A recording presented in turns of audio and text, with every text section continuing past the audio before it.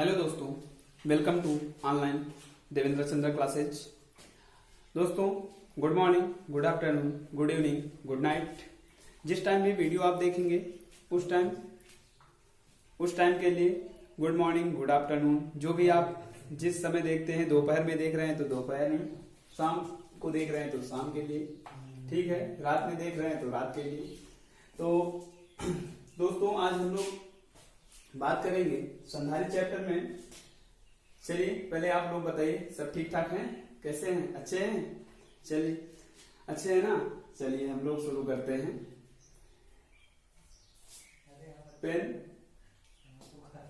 Pen निकाल लीजिए और अपने नोट्स निकाल लीजिए और नोट्स करते रहिएगा। दोस्तों, हम लोगों ने कल बात की थी कि विलगत गोली चालक संधारित्र की धारिता क्या है। C = 4 pi epsilon not A। कल हम लोगों ने बात की थी C = 4 pi epsilon not A, जहां पर 4 पाई एप्सिलॉन नॉट क्या है? कांस्टेंट वैल्यू है, एक नियतांक है। तो यहां से अगर हम इसको डेरिवेट करना आगे बढ़ेंगे इसके लिए, तो ये निष्कर्ष निकलेगा कि क्या होता है, किसी जो विलगत गोली चालक संधारित्र की जो धारिता होती है वो C प्रोपोर्शनल इसके स्थान पर आ जाएगा, कांस्टेंट वैल्यू इसके स्थान पर क्या है? प्रोपोर्शनल और A। यानी यहां से A क्या थी? Radius of isolated conductor. तो यहां पर C क्या है? C capacitance is directly proportional to radius of isolated conductor. अर्थात निष्कर्ष यह निकलता है कि किसी विलगत गोली चालक की धारिता उसकी त्रिज्या के अनुक्रमानुपाती होती है। बात समझ में आई ना?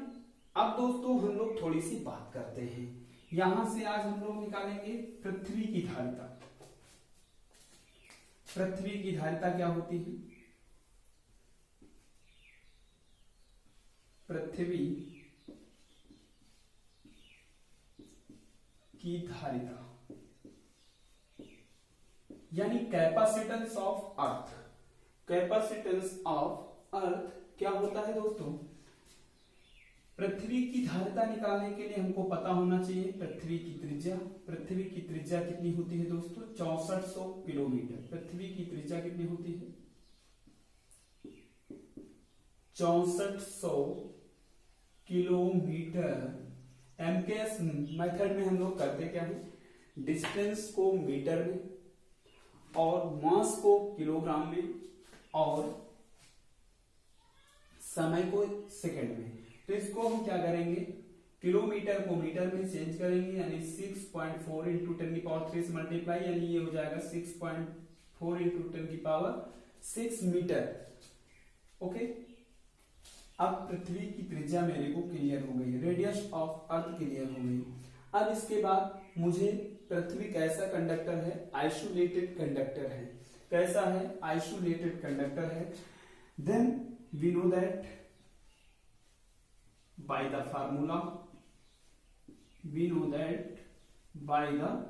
formula of isolated conductor C = 4 pi epsilon naught और A। यहां से C = 4 pi epsilon naught A की वैल्यू होती है 1/9 इंटू 10⁹ और A आपके पास है 6.4 इंटू 10⁶। सॉरी, इसकी वैल्यू कितनी होती है? 9 इंटू 10⁻⁹ 1/9 इंटू 10⁹ है ना? कितनी होती है? 1/9 इंटू 10⁹ और ये यहां पर रेडियस हो जाएगी 6.4 इंटू 10⁶। यहां से C = 1/9 इंटू 10⁹ मीन्स दैट हो जाएगा 6.4/9। ये 9 ऊपर जाएगा, यानी 10⁹ माइनस में हो जाएगा और इंटू 10⁶। कितना हो जाएगा? 10⁶। पॉइंट हटाएंगे, जीरो लगाएंगे, 90/64। अब इसको हम लोग सॉल्व करेंगे। सॉल्व करेंगे तो क्या आएगा? C = 64/9 इंटू 10 की पावर -9 और +6 प्लस माइनस माइनस, यानी आपके पास 9 से 6 घटाएंगे कितना आएगा 10 की पावर -3 हो जाएगा। अब उसके बाद 9 का 9 9 7 63 9 7 63 हो जाएगा। पॉइंट लगाएंगे और आपके पास 1 कैरी होगा तो 10 हो जाएगा। 9 1 9, फिर उसके बाद 1, यानी ये आएगा कितना आएगा 7.11 इंटू ये 10 की पावर ऊपर जाएगा यानी -3 और -1 यानी -4 फैरेड। दिख रहा है? चलिए, यस दिख रहा है। तो दोस्तों इसकी कैपेसिटेंस कितनी आएगी? पृथ्वी की धारिता होगी 7.11 इंटू 10 की पावर -4। लेकिन दोस्तों हुआ क्या? हुआ ये कि पृथ्वी का जो विभव होता है, पोटेंशियल होता है, जो अर्थ की पोटेंशियल होती है वो होती है 0। क्या होती है? वो होती है 0। तो अर्थ की पोटेंशियल अगर 0 होती है, अर्थ की पोटेंशियल यानी विभव इसका होता है 0, VE is equal to 0, that is का अर्थ। यहां पर ये अर्थ है। विभव का जो पृथ्वी का जो विभव होता है वो कितना होता है 0। तो परंतु क्या होता है, लिख लेंगे, परंतु पृथ्वी का विभव होता है 0। तो C इज इक्वल टू होता है Q/V, धारिता की परिभाषा से Q/V के स्थान पर 0, इसको सॉल्व करोगे कितना आएगा इनफाइनाइट, यानी यहां से C is equal to infinite, that is correct answer. Question भी में आ भी जाएगा कि पृथ्वी की, एक क्वेश्चन आएगा कि निम्न में से पृथ्वी की त्रिज्या है, पृथ्वी की धारिता है। पहला रहेगा अनंत, दूसरा रहेगा 0, तीसरा रहेगा 7.11 इंटू 10 की पावर -4 फैरेड, चौथा रहेगा या सभी, चौथा ऑप्शन रहेगा इनमें से सभी। तो किस पर टिक करना है? इस पर टिक करना है, ठीक है ना, क्योंकि पृथ्वी का विभव क्या होता है दोस्तों 0 होता है। तो C इज इक्वल टू क्या आ जाएगा इनफाइनाइट आ जाएगा। अब नेक्स्ट क्वेश्चन हम लोग लेते हैं, नोट कर लेंगे। नेक्स्ट क्वेश्चन है, क्या किसी वैद्युत परिपथ में 1 माइक्रोफैरेड का संधारित्र लगाया जा सकता है? क्या किसी वैद्युत परिपथ में, माइक्रोफैरेड न ले, फैरेड ले, क्या किसी वैद्युत परिपथ में 1 फैरेड धारिता का संधारित्र लगाया जा सकता है? 1 फैरेड धारिता का संधारित्र लगाया जा सकता है। चलिए दोस्तों इसको क्लियर करते हैं। अगर लगाया जा सकता है तो क्यों, अगर नहीं लगाया जा सकता है तो क्यों? सबसे पहली बात हमको पता है कैपेसिटेंस इसमें दिया है C is equal to 1 farad, ठीक है ना, C is equal to 1 farad होगा। तो यहां से हम क्या करेंगे, वी नो दैट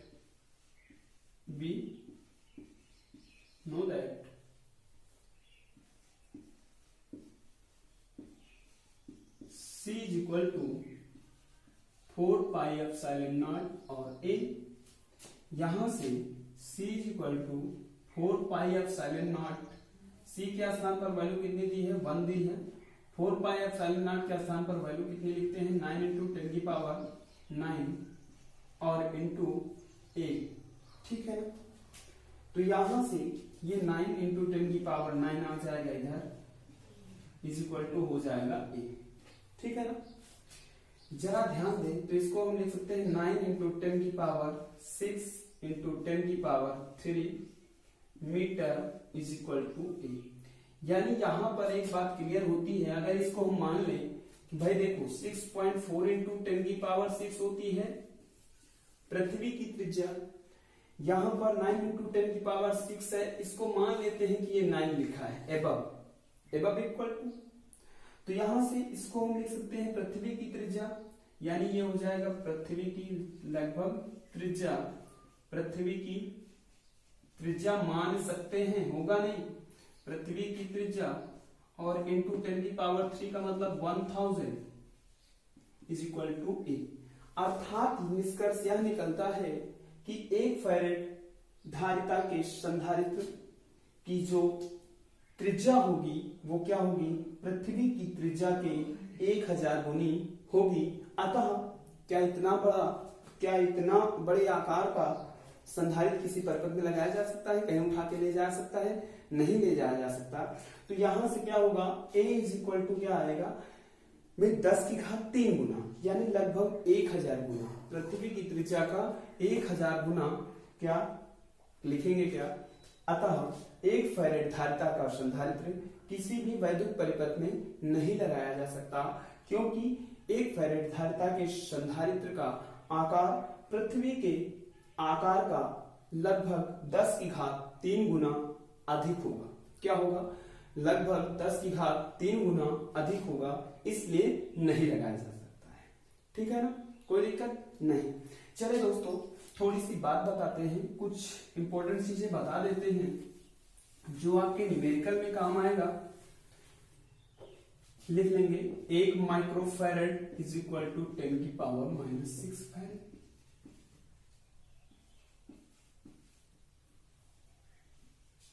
एक पिकोफैरेड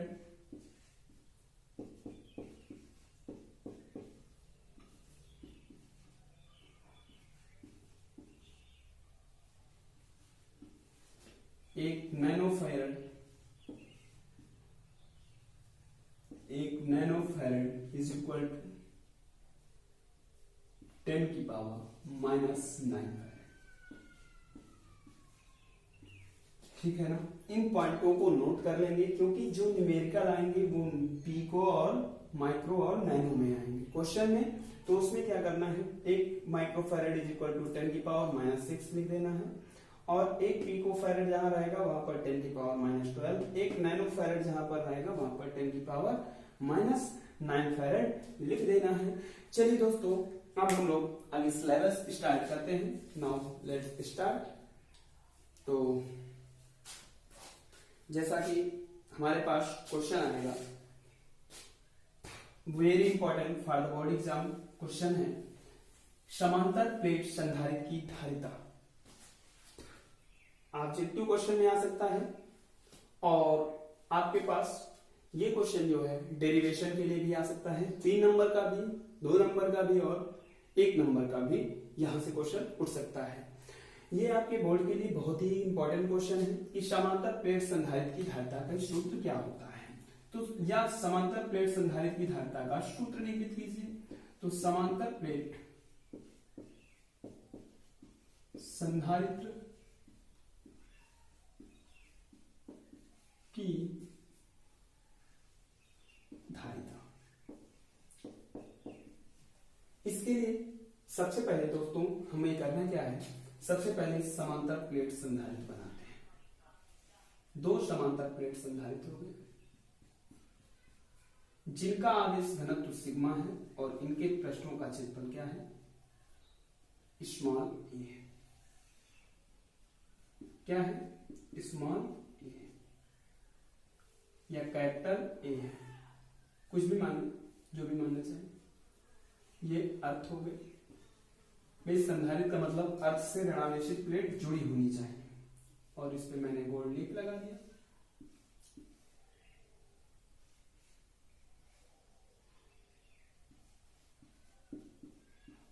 गोल्ड लीफ। ठीक, इन प्लेटों के बीच की दूरी जो है वो स्मॉल डी है। कितनी है, स्मॉल डी है। माना लिखेंगे, माना सिग्मा पृष्ठीय क्षेत्रफल, माना सिग्मा आवेश घनत्व की 2 प्लेटें जिन पर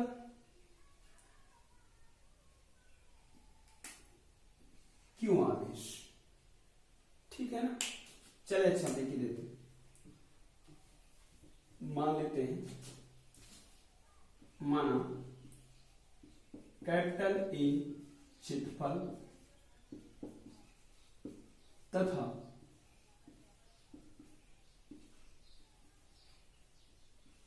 क्यू आवेशित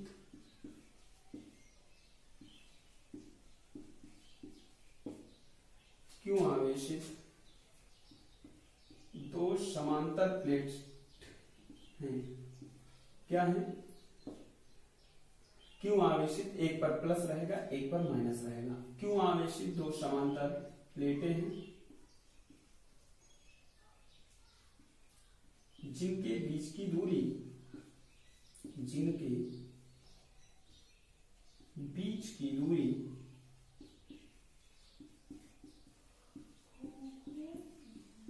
स्मॉल डी है तथा ऋणावेशित प्लेट पृथ्वी से जुड़ी है। ऋणावेशित प्लेट पृथ्वी से जुड़ी है और धनावेशित प्लेट पर सोने की पत्ती लगी हुई है, गोल्ड लीफ लगी है तथा ऋणावेशित प्लेट पृथ्वी से जुड़ी है। अब तो होगा क्या?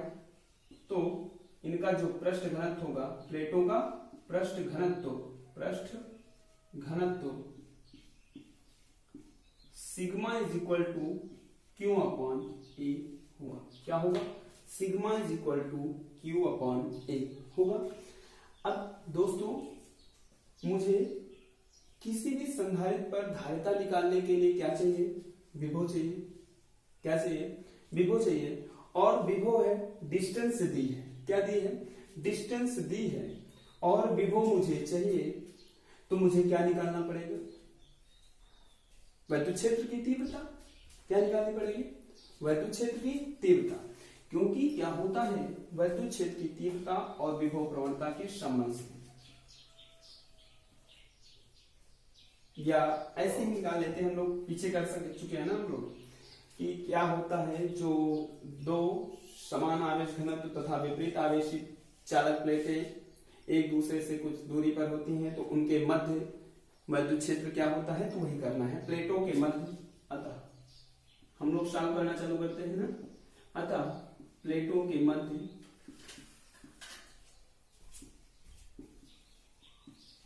वैद्युत क्षेत्र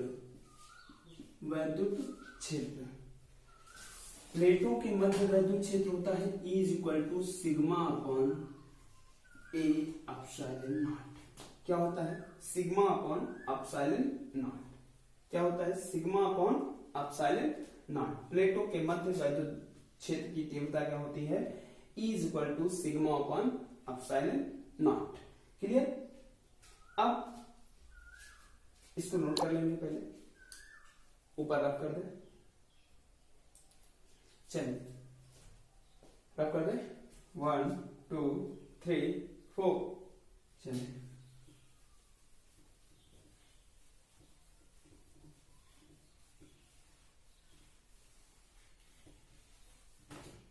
प्लेटों के मध्य वैद्युत क्षेत्र की तीव्रता है E is equal to sigma upon epsilon naught. अब हमें चाहिए विभव। क्या चाहिए? विभव चाहिए।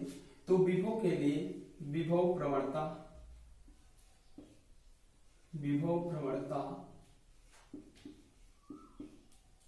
के संबंध से, विभव प्रवणता होता क्या है दोस्तों? दूरी के साथ विभव परिवर्तन की दर, अभी आगे देखेंगे, दूरी के साथ विभव परिवर्तन की दर विभव प्रवणता कहलाती है। दूरी के साथ विभव परिवर्तन की दर विभव प्रवणता कहलाती है। तो विभव प्रवणता के संबंध से E इज इक्वल टू होता है माइनस का dV by dr। Minus symbol को यहां पर इग्नोर कर दो। E is equal to dV by dr। तो यहां पर dV क्या है? विभव परिवर्तन। अब जो विभव होगा वो मेरे को नहीं पता है, यानी हमने ले लिया E is equal to dV के स्थान पर V और dr है इनके बीच की दूरी, यानी यहां से हो जाएगा d, यानी V इज इक्वल टू हो जाएगा E into D. V is equal to क्या हो जाएगा? E into D. यहां से v is equal to E के स्थान पर sigma upon epsilon naught into का d। v is equal to क्या हो जाएगा, sigma upon epsilon naught into का d। v is equal to sigma upon epsilon naught into का d। क्लियर, कोई दिक्कत नहीं है ना। चलें आगे देखें। अब हमें पता क्या है कि यहां से जो धारिता होती है, धारिता की परिभाषा से कल ही हम लोगों ने डेरिवेट किया था। जिसने नहीं देखा है उसको देख लेना चाहिए, क्योंकि अगर आप उसको देख लेंगे तो और अच्छे से समझ में आएगा। ठीक है ना। तो उस वीडियो को देखने के लिए टाइप करेंगे परावैद्युत एवं संधारित्र देवेंद्र चंद्र क्लासेस, या यहां से क्या हो जाएगा, सी धारिता की परिभाषा से C इज इक्वल टू होता है Q अपॉन V। क्या होता है, Q अपॉन V। यहां से C Q के स्थान पर Q अपॉन V के स्थान पर sigma D upon epsilon naught, sigma D upon epsilon naught. दिख रहा है, चले दिख रहा है।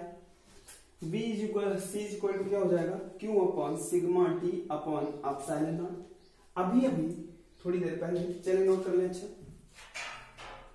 नोट कर लिया, चले बड़े 1 2 3 4 रब कर देते हैं। मटा दो भाई।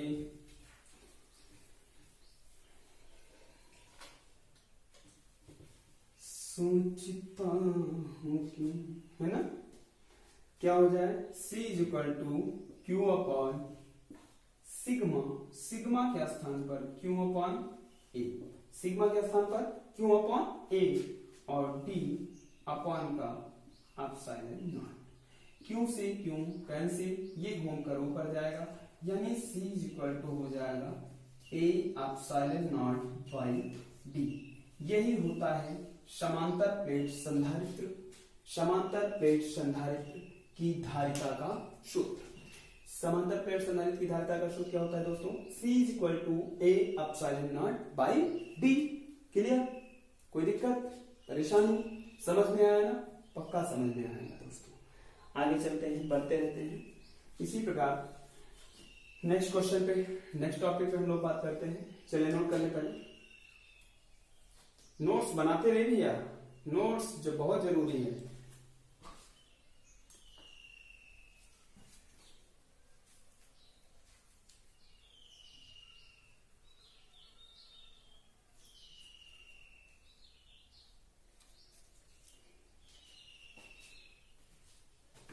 चलिए मिटा दें, मिटा देते हैं भाई। फूल जाने लगे, याद आने लगे, है ना मेरा। चलिए हम लोग बात करते हैं भाई गोलीय संधारित्र की धारिता, गोलीय संधारित्र की धारिता। बात क्या करेंगे हम लोग दोस्तों, गोलीय संधारित्र की धारिता,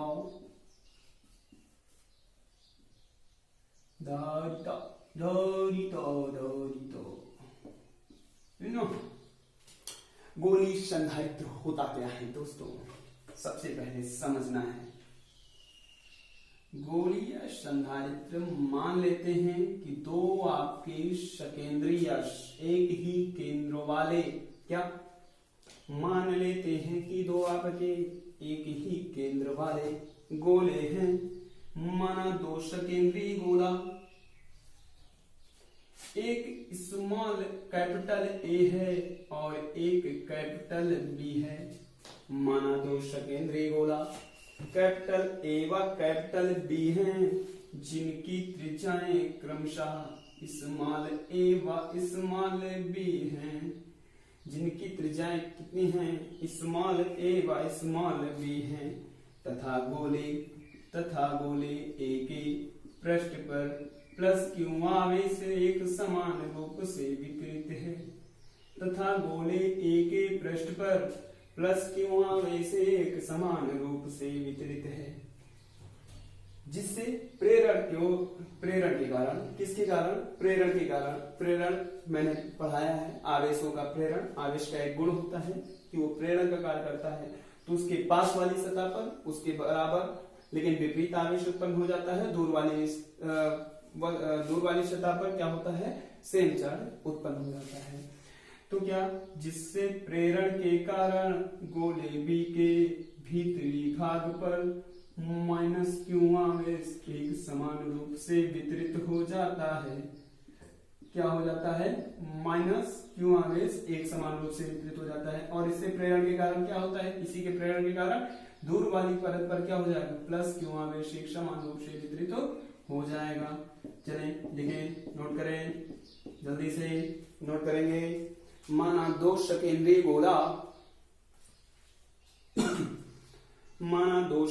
गोला कैपिटल ए व कैपिटल बी है, कैपिटल ए व कैपिटल बी है,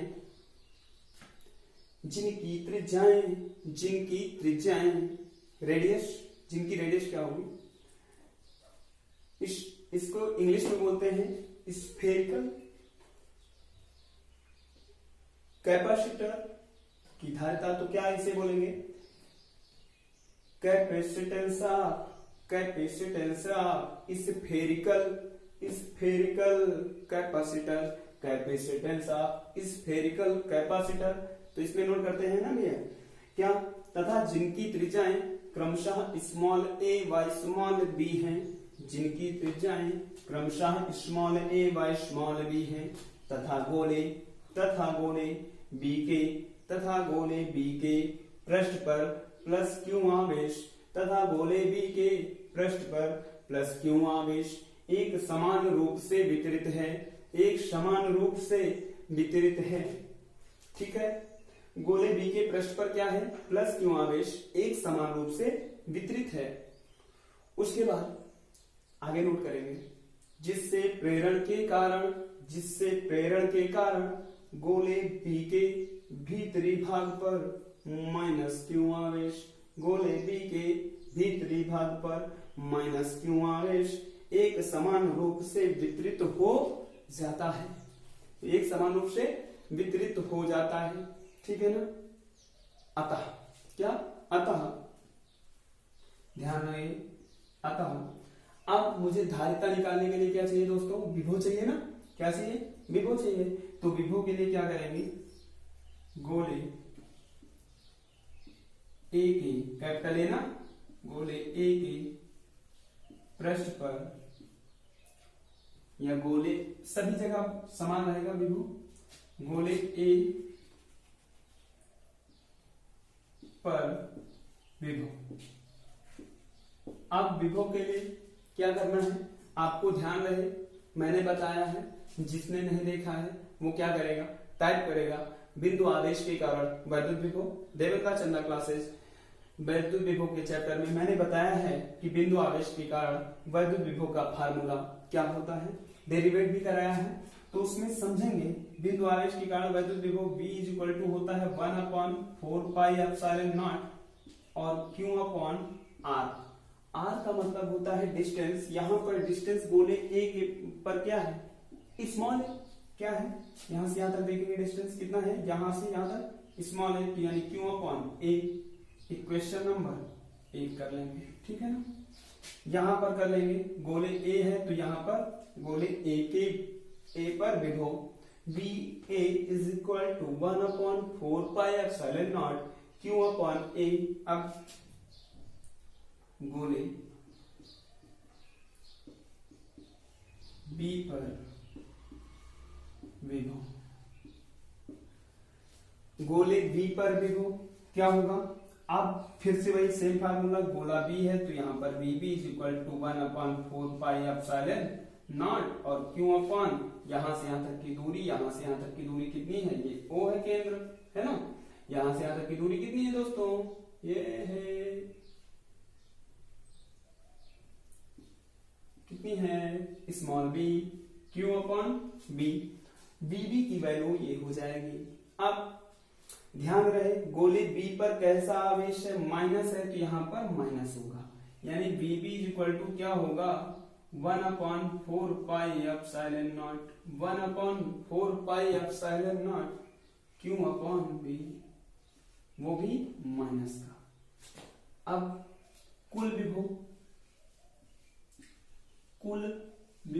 यानी टोटल पोटेंशियल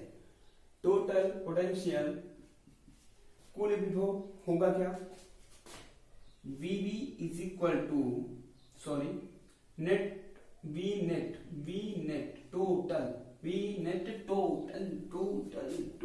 करेंगे, V total is equal to क्या होगा, PB आपका नेगेटिव है और ये पॉजिटिव है, इसकी डिस्टेंस कम है, ये ज्यादा होगा और ये कम होगा, तो ज्यादा से कम को हमेशा घटाते हैं, यानी क्या होगा एक प्लस में एक माइनस में, तो BA minus BB, BA minus BB,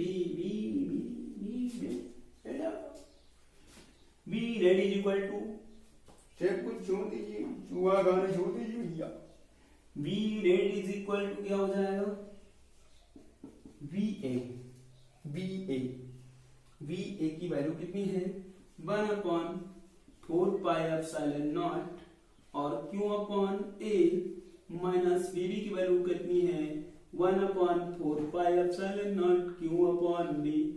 हो गया ना, बात समझ में, कोई दिक्कत, चल आगे बढ़ते हैं बड़े भाई। V net is equal to चले, अच्छा नोट कर ले पहले, नोट कर ले बाद में बता देंगे, चले नोट करें, जल्दी से नोट करें भाई, नोट करिएगा। तो दोस्तों V नेट की वैल्यू आ गई ना, नोट कर लिया, मिटा दें 1 2 3 4 कर दो, इसको भी मिटाओ, भूल कर हमें वो और याद आने लगे, फिर कहते जितना तुझे भूलना चाहूं उतना ही तुझे पास में पाऊं, ये इसको भूलना चाहते हैं लोग ना, नहीं पढ़ना चाहते, लेकिन पढ़ना पड़ेगा ना, क्या करिए, पढ़ना तो पड़ेगा। V net is equal to 1/4 epsilon naught, यहाँ भी है क्यों, यहाँ भी है, यहाँ पर भी ये है, दोनों से कॉमन हो जाएगा 1/4 एप्सिलॉन नॉट और क्यों हुआ मेरे पास कॉमन, इसको मिटाते क्या, ग्राफ मिटाते थोड़ा सा इधर, चलो मिटा लेते हैं, बाकी बना लेते हैं ना, क्यों कर लिया बाहर, बचेगा क्या, छोटा बोर्ड है यार, इस टाइम लॉकडाउन है तो गरीब पर पढ़ाया जा रहा है ना, 1/A माइनस 1/B, कोचिंग पहुंच नहीं पा रहे हैं तो वहां से पढ़ा नहीं पा रहे हैं, बड़ा बोल नहीं छोटा बोल रहे हैं, है ना, चलिए देखते हैं, एडजस्ट किया जाता है, सेफ रहेंगे तो सब अच्छा रहेगा, है ना। क्या हो जाएगा V net is equal to 1/4 epsilon naught, यहाँ पर 1/A बचा था, 1/A लिखा, माइनस बचा था, माइनस बचा, 1/B बचा था, 1/B लिख दिया, ठीक है, क्यों भी है बाहर, यहाँ पर है बराबर करेंगे B माइनस A अपॉन का AB, B minus B upon AB, अब V net is equal to हो जाएगा 1/4 एप्सिलॉन नॉट और क्यों B minus A upon AB है, ये आपका क्या होगा टोटल विभव होगा, क्या होगा टोटल विभव होगा, बात समझ में आई ना दोस्तों। यानी अगर हमें क्या निकालना पड़े, बोलिए चालक पर वैद्युत विभव या सकेंद्री गोला के कारण वैद्युत विभव, तो उसके लिए फार्मूला भी बन गया कि नहीं, कि V net is equal to 1/4, दो चीजें भी हो और आवेश दिया हो और विभव निकालना हो, तो क्या करना है, ये रगड़ना है, 1/4 एप्सिलॉन नॉट की वैल्यू होती है 9 × 10⁻⁴ 9 newton metre square upon coulomb square, है ना। अब इसके बाद अगले पॉइंट पे हम करेंगे क्या, चलिए फोन को बंद करते हैं, क्लोज कर देते ना। अब हमें चाहिए क्या, धारिता। क्या चाहिए, धारिता। तो धारिता की परिभाषा से, धारिता की परिभाषा by the definition of capacitance, क्या, C is equal to Q upon V, C is equal to Q upon V। C के स्थान पर C is equal to Q, Q के स्थान पर वैल्यू पुट करेंगे 1/4 पाई एप्सिलॉन नॉट, और Q है Q, और यहाँ पर 1 second Q upon V, V के स्थान पर वैल्यू होगी 1/4 पाई एप्सिलॉन नॉट, और Q और B माइनस A अपॉन का AB, B minus A upon AB put कर दिया। चलिए नोट कर लेंगे। इसके बाद आगे देखते हैं, Q से Q कैंसिल हो जाएगा, जो भी बचेगा वही मेरा आंसर आने वाला है। वो क्या जाएगा, C is equal to 4 pi epsilon naught है, 4 पाई एप्सिलॉन नॉट हो जाएगा, ये ऊपर घूम के जाएगा, यानी हो जाएगा AB upon B minus A। यही क्या होती है, यही जो फार्मूला है, ये गोलीय संधारित्र की धारिता का फार्मूला है। इसका फार्मूला है गोलीय संधारित्र की धारिता। गोलीय संधारित्र की धारिता क्या होती है, C equal to 4 pi epsilon naught AB upon B minus A। Okay, चलिए नोट कर लेंगे, नोट कर लिया, रब करें। इसके बाद हम लोग पढ़ते हैं बेलनाकार संधारित्र की धारिता। बेलनाकार संधारित्र की धारिता, बेलनाकार संधारित्र की धारिता।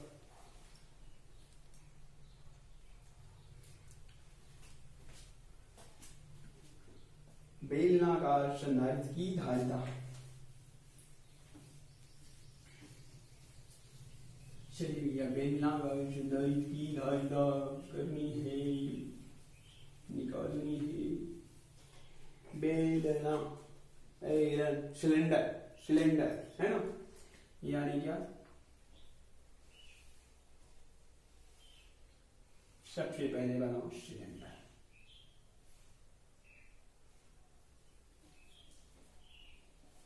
बिल्कुल स्ट्रेट लाइन में यहाँ।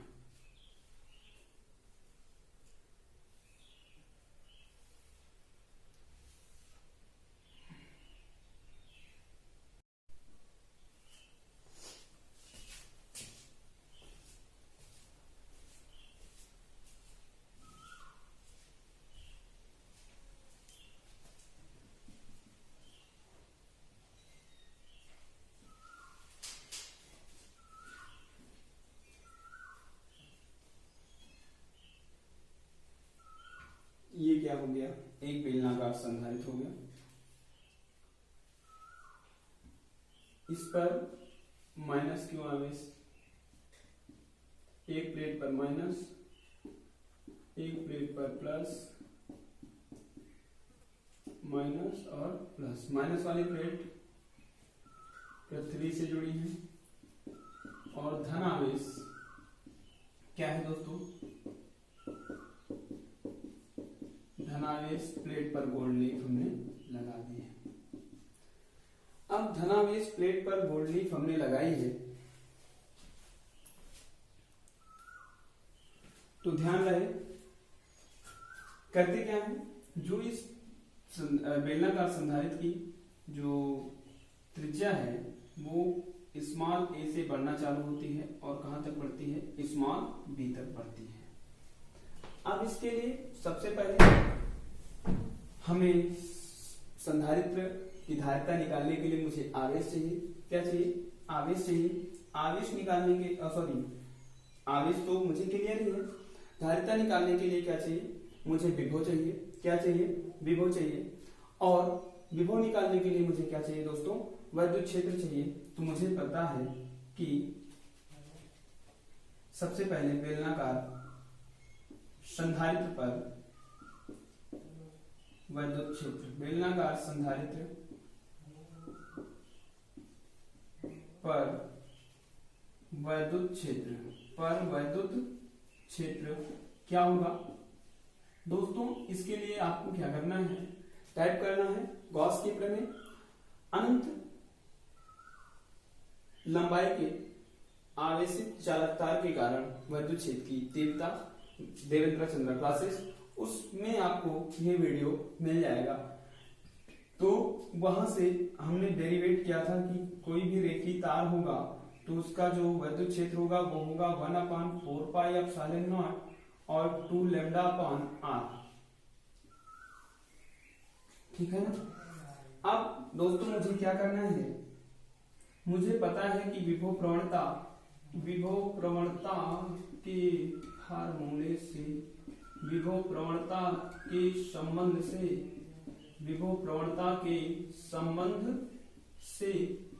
विभव प्रवणता का संबंध क्या कहता है कि E माइनस का dV/dr होता है। यहां से माइनस dV, इसको इधर भेजेंगे, ट्रांसफर कर देंगे तो क्या हो जाएगा, dV माइनस का EdR हो जाएगा। यहां से क्या करेंगे, dV इस चालक तार की लंबाई स्मॉल l है, पृष्ठ घनत्व सिग्मा है, ठीक है ना, और इसकी जो त्रिज्या है वो स्मॉल a से स्मॉल b तक बढ़ती है। अब माइनस e के स्थान पर पुट करेंगे वैल्यू 1/4πε0 और 2 λ/r।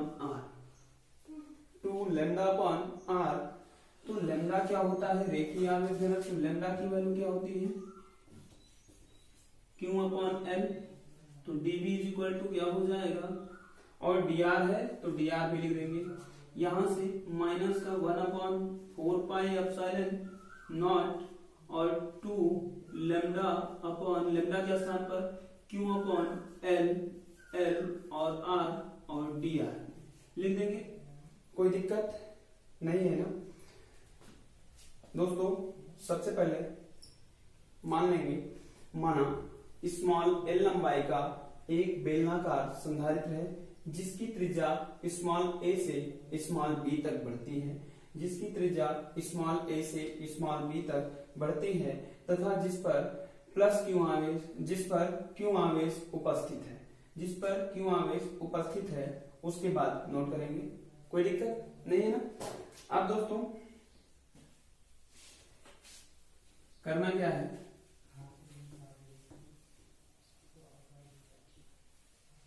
हमको पता है, हम जब देखेंगे D कहीं लिखा है तो क्या करेंगे, समाकलन लेंगे। तो लिखेंगे now taking integration in both side, दोनों पक्षों में समाकलन लेने पर, क्या करने पर, समाकलन लेने पर, पहले ले लेंगे उसके बाद कर लेंगे ना भैया। समाकलन लेने पर क्या हो जाएगा, इंटीग्रेशन साइन, बंद सरफेस है टोटल, तो बंद का निशान dV, विभव जो होगा 0 से लेकर कहां तक बढ़ रहा है, V तक बढ़ रहा है। जब रेडियस है a तो विभव है 0, जब रेडियस बढ़ी तो विभव हो गया V। अब उसके बाद माइनस है माइनस 1/4πε0 2Q/L/R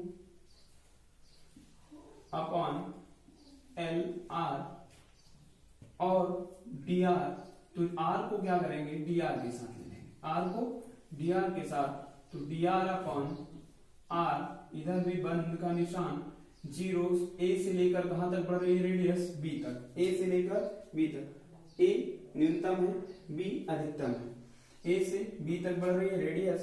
अब क्या होता है, समाकलन सूत्र होता है 1dx होता है x और 1/x dx होता है log e mod x। ठीक है,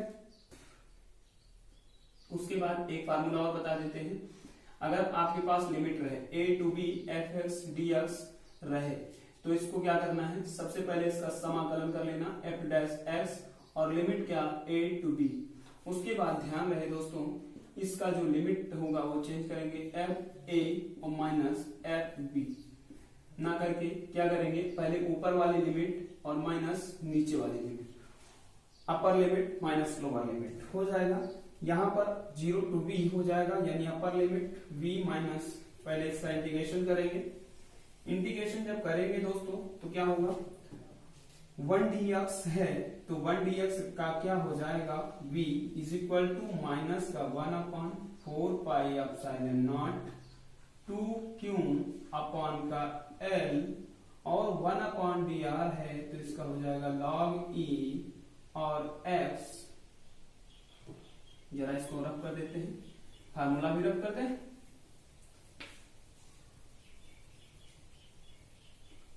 बिठा दिए तो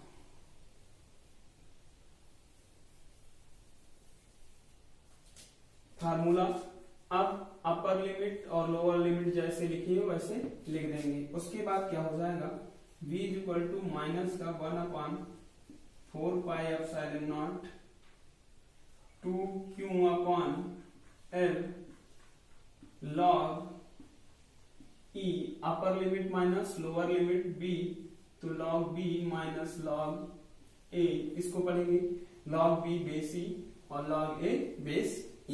क्लियर।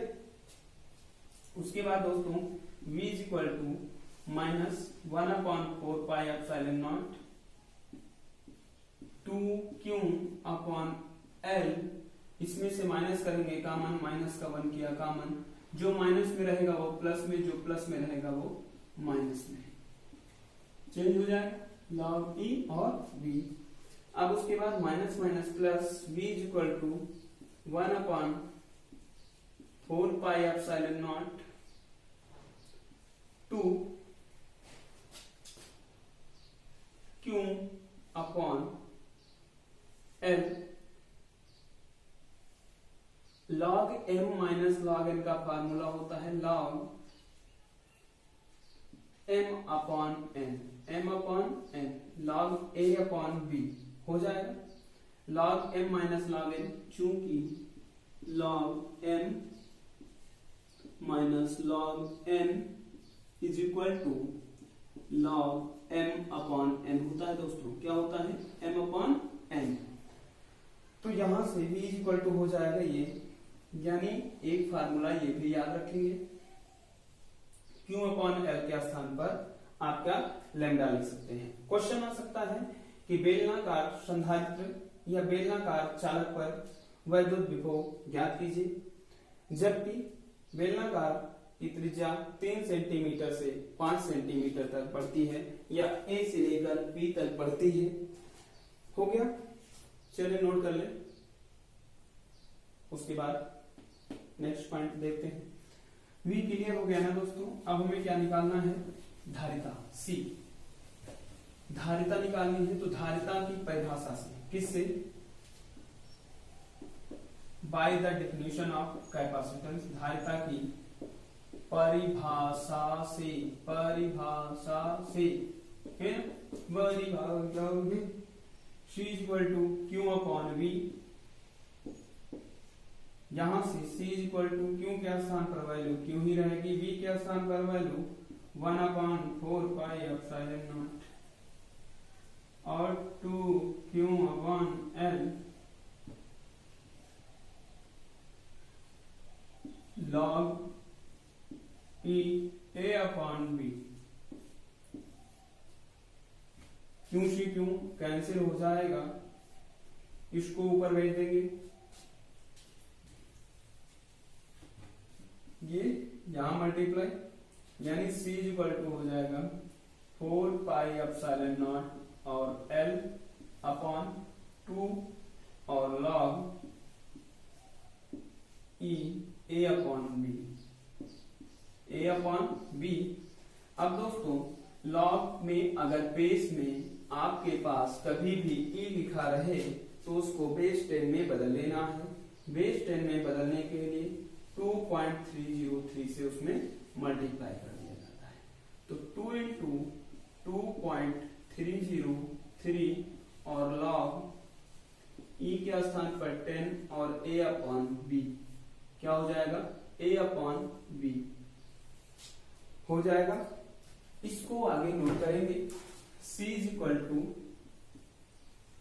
4 पाई एप्सिलॉन नॉट और L अपॉन 2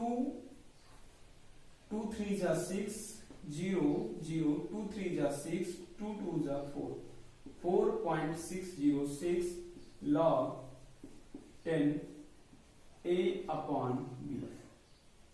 यही है आपका बेलनाकार संधारित्र की धारिता का सूत्र।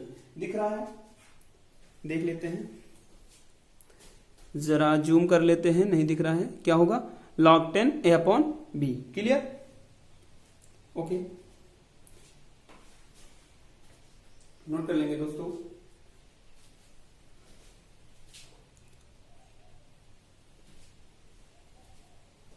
तो जैसा कि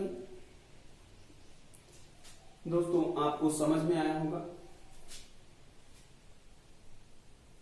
यदि दोस्तों इसी प्रकार इंटरमीडिएट क्लास 12 का पूर्ण सिलेबस पाने के लिए वीडियो को सब्सक्राइब करना ना भूलें, सब्सक्राइब करें और बेल आइकन जरूर दबाएं।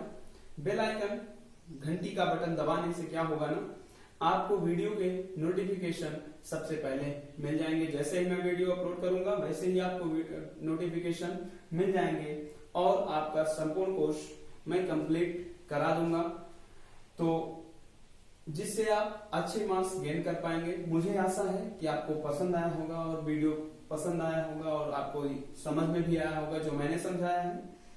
तो दोस्तों सब्सक्राइब जरूर करिए और दोस्तों के साथ शेयर करिए, और अगर आपकी कोई क्वेरी है, कोई क्वेश्चन आप पूछना चाहते हैं तो उसको कमेंट बॉक्स में कमेंट जरूर करिएगा। मैं कोशिश करके आपके प्रश्न का उत्तर देने की कोशिश करूंगा। इसके अगले वीडियो में हम लोग देखेंगे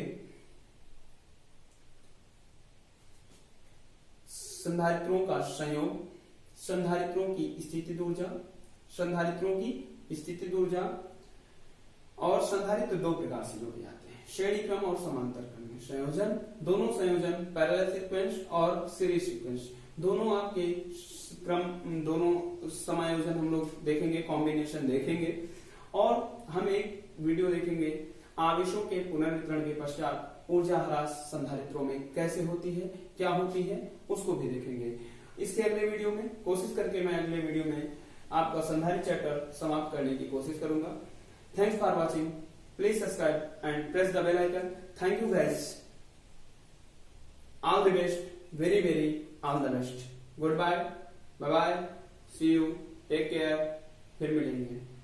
Okay guys.